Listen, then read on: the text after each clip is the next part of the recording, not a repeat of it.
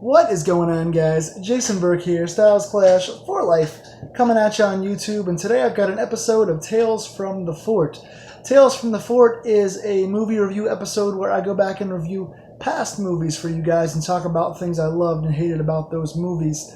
And although this is a Tales from the Fort with a classic film that is loved by you horror fans, this is actually one that I just saw for the first time yesterday. This is 2002's May. Now, many of you guys love this film. It's revered in the horror community. It's considered a very twisted, sadistic, fun horror film. I've been told to watch it for a long, long time, and somehow it's just one of those movies that slipped under the cracks, and I've heard nothing but good things about it and never got to see it until yesterday. I finally got a chance to watch May, and it lived up to the hype. I'm here to tell you guys quickly on Tales from the Fort that I really enjoyed this movie. It is an hour and a half of nothing but fun.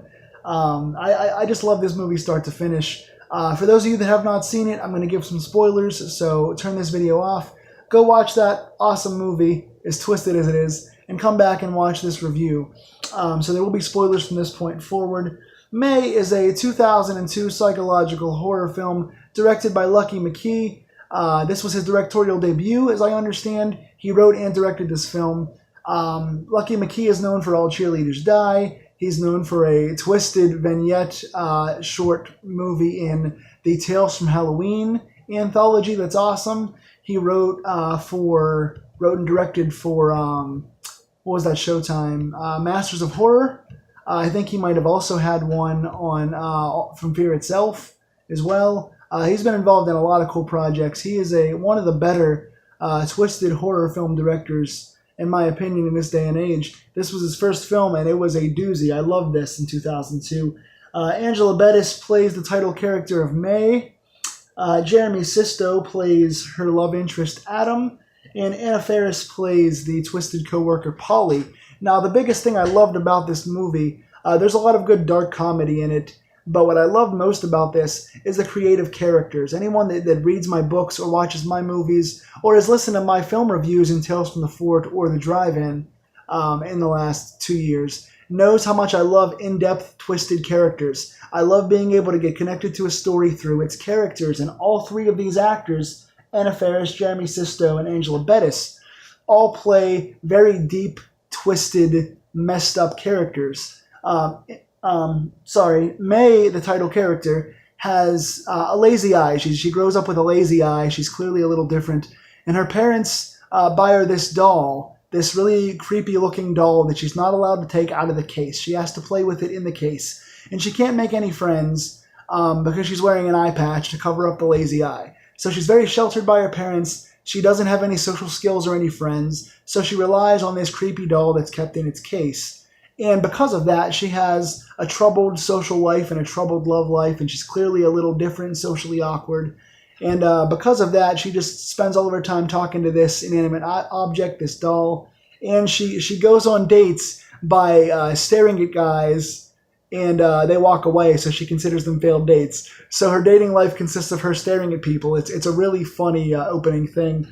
She has this coworker at the animal hospital she works at, Anna Faris, who's clearly kind of androgynous and sexually driven and has a thing for May. She's twisted as well. And then May eventually stalks and runs into and gets into a love tryst with Jeremy Sisto's character, Adam.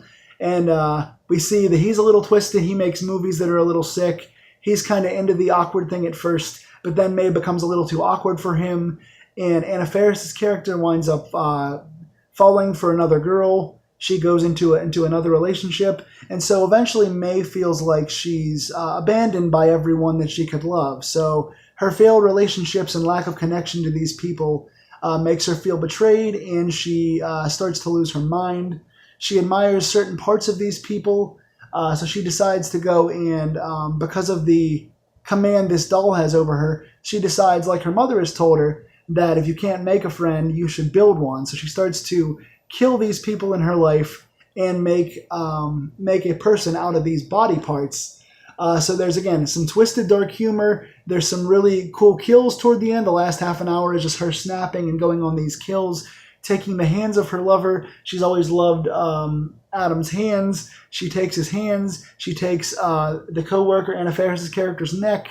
She takes another girl's legs. She starts to collect body parts and build her own special person to be her companion. But then she realizes the person cannot see her. So the film ends with her, again, spoilers, the film ends with her taking out her own lazy eye, stabbing herself in the eye, and killing herself in the process, basically, taking out her own eye, putting it onto this companion doll that she's built made of body parts of other people.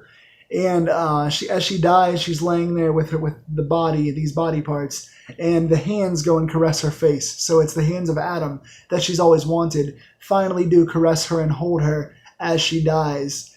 So again, twisted, dark, funny, deep characters with demented backgrounds who are all very charismatic. It's powerfully acted. It's well shot. There's a lot of good backgrounds in this film. I really enjoy Lucky McKee's twisted humor in this. So good kills, good gore, good characters. I love this one. So what did you guys think of May? I would give this one somewhere in the 8 out of 10 range. I would give this like an 8 out of 10 if I was ranking this thing. So what do you guys think? What is your ranking of this film? What did you enjoy about this film? Did you like it or not? Tell me in the comments down below, and give me recommendations as well for other movies that you have liked and seen. Maybe I haven't, so I can go back and review these films on either Tales from the Fort or, if they're newer films, The Drive-In. Lock your doors, stay scared, dim the lights, and I will see you guys for the next review. Take care, my friends.